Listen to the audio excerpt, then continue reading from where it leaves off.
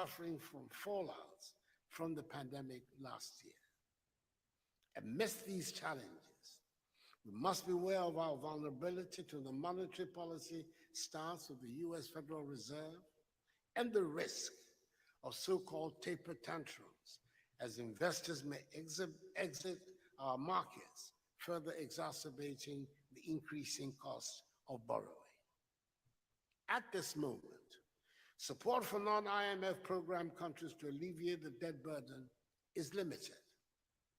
The initial facility designed to offer respite to economies with elevated debt challenges, the Debt Service Suspension Initiative, DSSI, has expired since December 2021. Beyond the DSSI, the G20 Common Framework promised a comprehensive solution to the debt issue. To date, the few countries that took on the associated risk by applying have yet to receive the much-needed relief. We look forward to how the Resilience and Sustainability Trust, RST, which requires that countries be in an IMF program, will effectively serve the needs of our countries. In these trying 2021 was meant to be of significant relief. However, based on the allocation principles, economies on this continent got some 33 billion United States dollars, about 5%.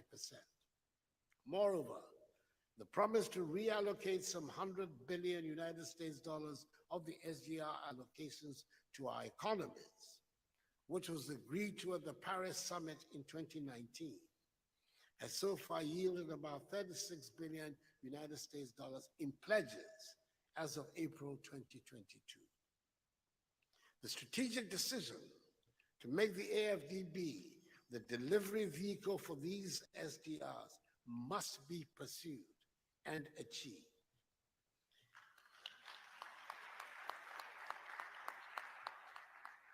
Leveraging the SDRs 4 times as AFDB does will significantly boost resources for Africa's transformation.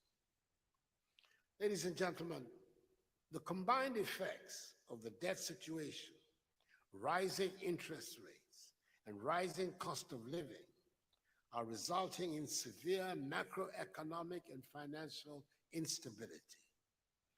What is clear is that the resulting damage cannot be cured so easily with the limited fiscal tools at our disposal and national policy adjustments. Therefore, I reiterate my call for an elevated role for Africa's premier bank, the AFDB. Only at this time, I respectfully ask for a sense of urgency due to our mutual enlightened awareness. As a AAA-rated financial institution with an active portfolio of some 61 billion United States dollars in more than 142,000 locations, the AFDB is in the position to drive sustained transformation in Africa. It is in this spirit that I'm happy to learn that the AFDB board has approved funding for the 1.5 billion Africa Emergency Food Production Plan to support countries to produce food rapidly while delivering climate resilient agricultural technologies to 20 million farmers, and thus leveraging this facility over 8 times. I'm also encouraged to hear that the right noises are being made towards establishing an African financial stability mechanism to protect our economies from future shocks. The irony that we have a history riddled with economic shocks, but are the only continent in the world without financial buffers has to be urgently remedied.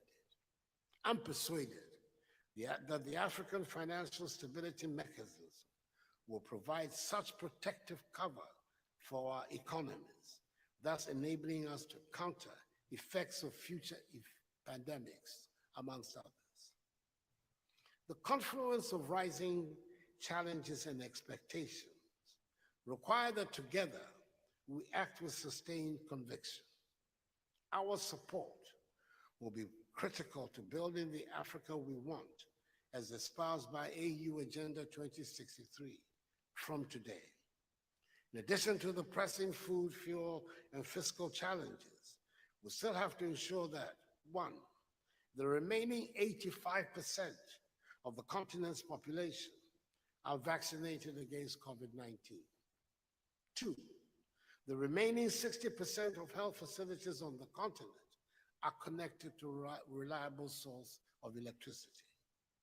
Three, the teeming youth, who are over 60% of our population, are better educated and equipped for the job market, i.e., to become a digitally enabled entrepreneurial generation. Four, the African Continental Free Trade Area transforms Africa with a combined GDP of 3.3 trillion United States dollars.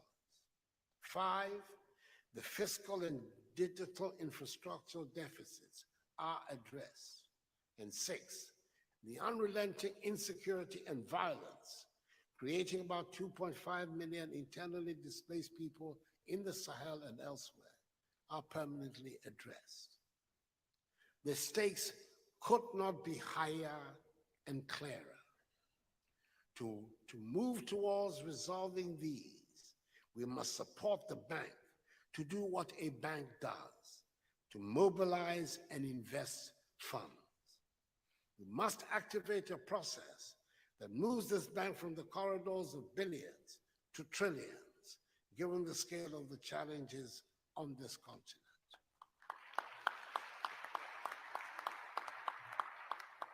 Ultimately, the AFDB must become the dominant financing institution for African transformation in the medium term. This means we must bridge and overhaul the financing gap that exists with other complementary institutions. For instance, the financing gap between the IDA, the concessionary arm of the World Bank in Africa, and ADF now stands at almost fivefold. That is 15 billion United States dollars compared to the ADF's 3 billion United States dollars per year. It is now time to A, ease the regulations that shackles the bank from optimizing its resources. Amending the articles that precludes the ADF from entering the market to leverage its resources must be first order priority.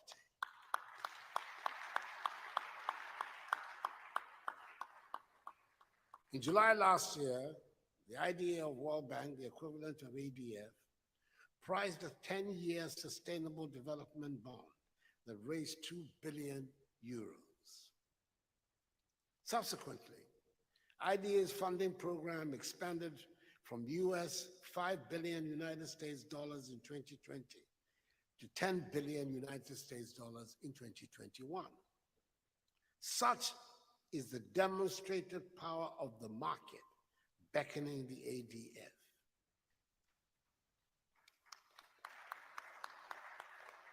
With an ADF equity of 26 billion United States dollars, the prospects could be an additional 8 to 10 billion United States dollars, which could drive sustained transformation, especially for both fragile and states in transition on this continent. B, consider carefully consolidating the balance sheets of both the ADB and ADF to enable raise more resources. There are financial efficiency, policy, and administrative gains inherent to having a single entity with a consolidated balance sheet and harmonized fundraising and governance processes. Overlapping clients and majority of our countries requiring concessional access would enable this consolidation to be beneficial. C, sustained efforts to leverage private investments into Africa. The OECD suggests that the 2.5 trillion United States dollars financing gap for the SDGs could balloon to 4.2 trillion United States dollars. It points out that this gap could be filled by realigning just 1.1% of the 379 trillion United States dollars in global financial assets under management. AFDB must lead in crowding in these resources. Indeed, demonstrate foremost interest in the proposal by the AU to explore the issuance of security-indexed investment bonds to raise funds to address the root causes of increasing insecurity and poverty. With increased financial resources, the bank could recapitalize key African financial institutions such as the Regional Development Banks, Afro-Exim Bank, Africa Guarantee Fund, Africa Reinsurance Company, and Africa 50. This will harness the collective institutional strengths of Africa for sustained transformation and will thus avoid the situation whereby, for example, the IMF, as of the end of 2021, was able to lend 41 billion United States dollars to Argentina with a population of 45 million people, compared to 34 billion United States dollars for the whole of sub-Saharan Africa, with a population of 1.14 billion people.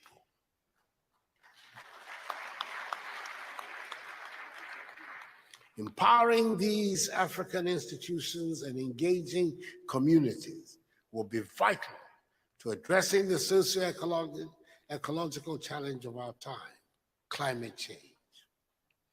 Beyond pursuing ecological restoration, the AFDB should foster a culture of proactive and risk-based approaches, away from current reactive and crisis-based practices. This should involve effective coordination, communication, and cooperation, driven by adequate finance and political will. And as the AU champion for financial institutions in Africa, I pledge my support in this regard. Given our peculiar energy challenges, the bank should engage actively the discourse on shifting to a more sustainable economic model without making African communities and nations worse off. The cost of climate to our common humanity keeps increasing, with our continent bearing a disproportionate burden, though we have caused the least emissions of 3.8%, with the Western nations being responsible for 76%.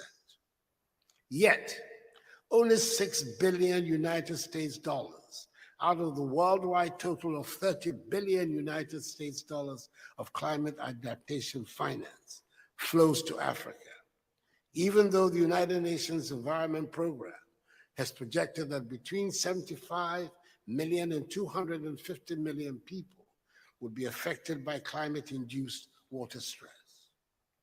Not to mention, financing COP26 compliance could potentially strand Africa's natural resources, including natural gas. How do we develop under such unfair circumstances?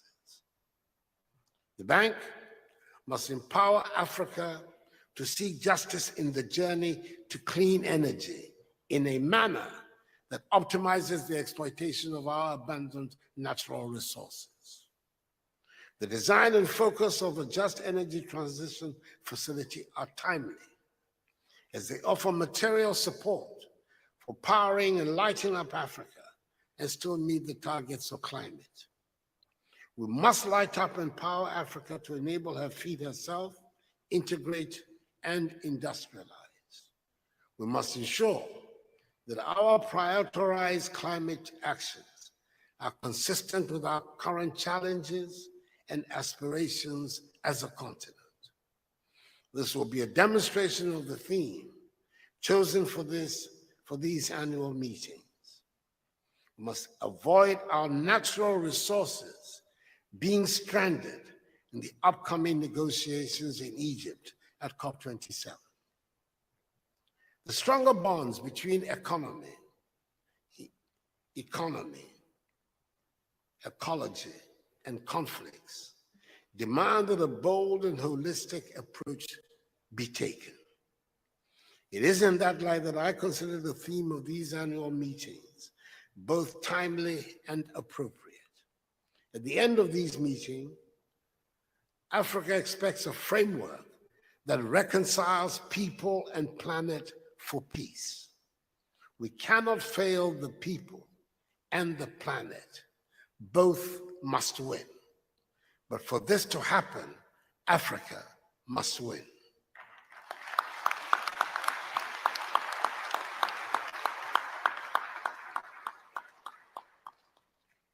Ladies and gentlemen, the time has come to move towards an economic model which serves our interests, not others.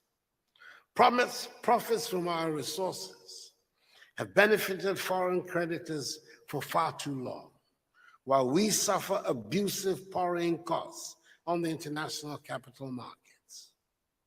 There is no basis for our economies being saddled with the so-called African risk premium, which translates into higher spreads than for our European and American counterparts, particularly when our resources were the catalyst for the economic advancement of Western nations.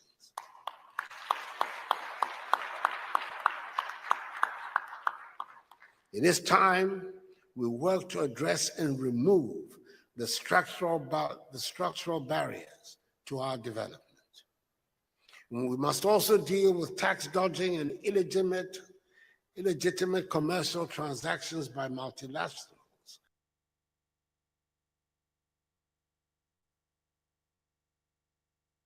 which account for 60% of outflows from the continent annually, and other relationships which inhibit our development.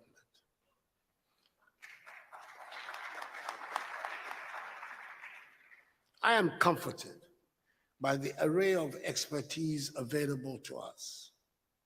Now more than ever, it has become urgent to take the necessary steps to transition us towards become a resilient continent.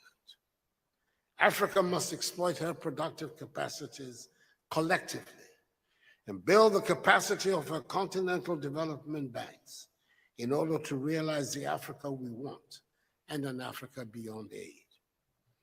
Accordingly, ladies and gentlemen, it is my singular honor to declare the annual general meetings of the African Development Bank Group here in Accra duly open.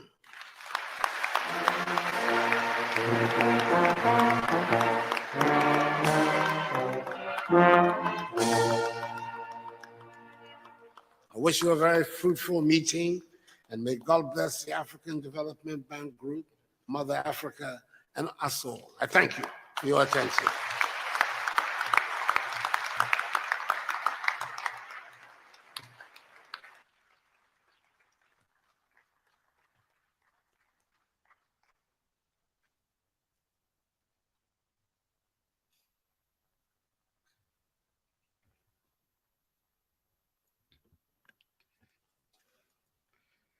Thank you, Mr. President, for such a wonderful speech.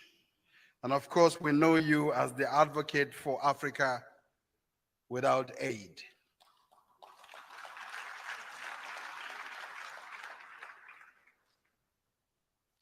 Excellencies, distinguished ladies and gentlemen, with that inspiring address from His Excellency, we have come to the end of the opening ceremony. We will now transition to the presidential dialogue, which will now be just one panel and not two, because time is fast spent. Before we go to the panel, we ask you to remain seated for the heads of states to reconvene, but for now, they will retire to the VIP room in preparation for the panel. However, let's make the following announcements. There will be a family photo after the presidential dialogue for the following personalities: Excellencies, heads of state and government, the Deputy Chairperson of the African Union Commission, honorable governors of the bank group, and special guests. And then the photo will be followed by a high-level luncheon by invitation at the small arena. We're hoping to get this accomplished to be able to meet the time for the remaining programs of the annual meetings. I now invite His Excellencies, the Excellencies, to please transition to the VIP room while we prepare to move into.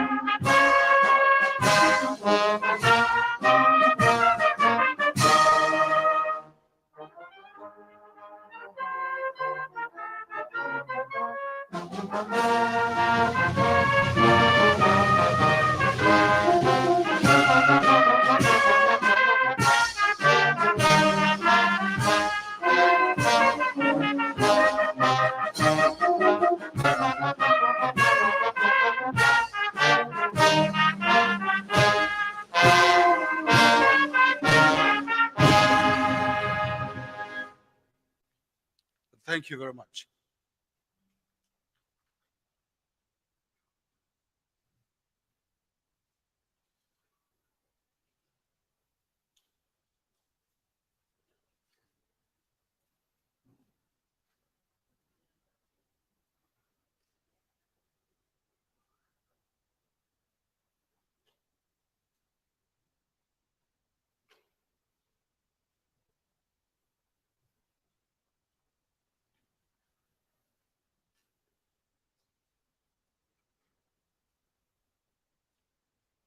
You may be seated.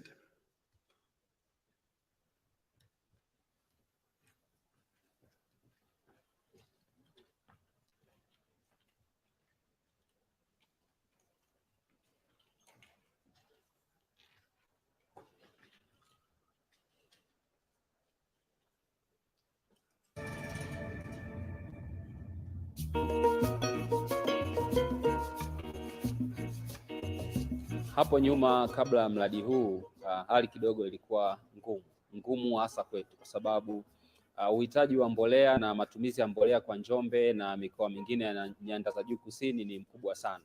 Kwa hiyo sisi kama kampuni tulikuwa tunapata changamoto hasa kuhudumia wateja wote, ikiwa na maana wakulima. Kwa hiyo tulikuwa tukipita kwenye taasisi za kifedha kama benki kwa ajili ya kutaka mikopo na kadhalika, lakini kidogo imekuwa changamoto kwa sababu mikopo benki inahitaji dhamana, lakini pia gharama interest kwenye mikopo, riba ni kubwa. Kwa hiyo sisi kama kampuni tulikuwa tunapata changamoto sasa kuwa na uwezo mkubwa wa kupata hizi mbolea na kuwapatia wakulima.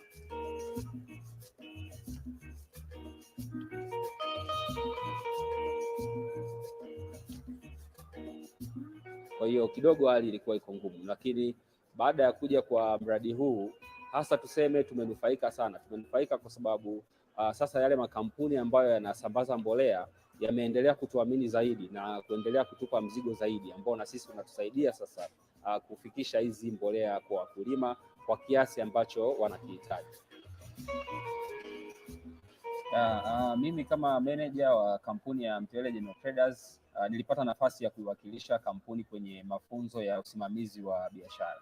Niseme yalikuwa mafunzo ambayo yametusaidia sana kwa sababu pale tulijifunza namna mbalimbali ya usimamizi wa biashara, utunzaji wa kumbukumbu, pamoja na utunzaji wa taarifa mbalimbali zinazohusiana na biashara zetu, ni namna gani tunaweza kutengeneza faida na vitu kama hivyo. Kwa hiyo niseme ni mafunzo ambayo yalikuwa ni mazuri sana na yamesaidia pakubwa sana kwenye kampuni yetu, na labda nishauri kwamba mafunzo ya namna ile yawe endelevu, yawe yanafanyika mara kwa mara, kwa sababu wafanyabiashara wanabadilika, kampuni za agrodealers wanabadilika, wafanyakazi kwenye makampuni wanabadilika. Kwa hiyo kuwe na kama refreshers training ambazo zitasaidia zaidi kwa hawa agrodealers kufanya biashara zao vizuri zaidi.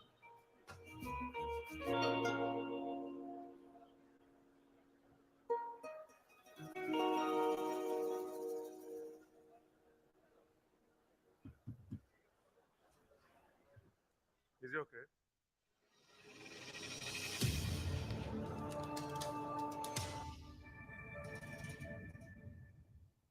Rapid population growth, climate change-induced flooding and drought, and COVID-19 related lockdowns are setting back our goal to feed Africa. Yet, in Ghana's northern region, an agricultural technologies program is defying these challenges. If it was just for my efforts and capacity, I would have still maintained on my small-scale farming. Jamila and other farmers collectively increased their plantable land by more than 9,000% in just 3 years. Ghana's success is part of the